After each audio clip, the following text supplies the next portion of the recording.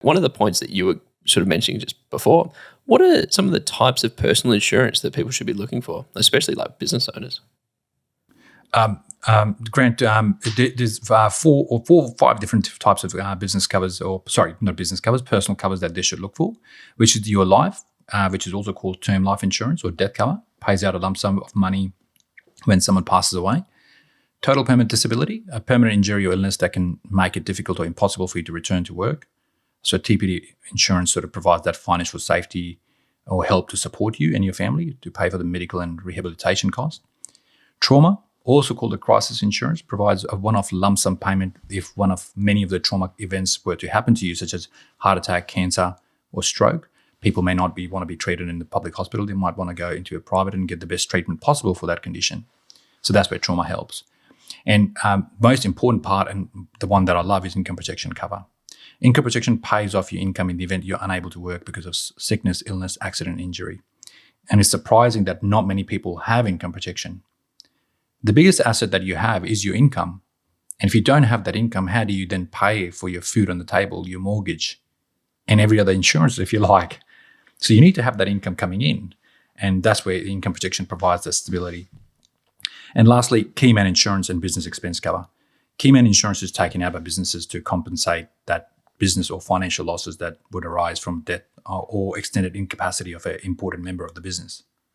So if you take that key person out and he's not there to replace that person so the business continues on, that's where key man insurance comes in handy.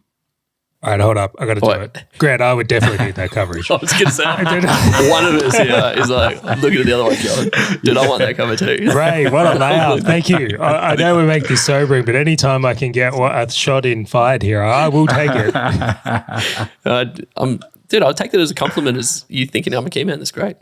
Dude, Kobe, no worries at all. Do you know, I was actually thinking all these competitions you and I have in health might actually be one of the best things we do. I was going to say. It's fit. So for someone, brilliant, now I've lost my train of thought. No, so for someone sort of looking at this, like what are some of the signs where, like, how do they know that they don't have the right cover? Because I would argue that I'm like, okay, cool, in my superannuation, some of these things that you've just mentioned around trauma and life, and there will be a mix of them coming in. And it's, to what we mentioned before, it's not just a tick in the box and it's done. Like there are policy points and things like that we need to review. Like what are some of the signs for people who are listening that they might have that they don't have the right cover for them based on their situation? Right, Grant. Look, insurance can be very complicated in most cases, especially the structuring part and the tax part.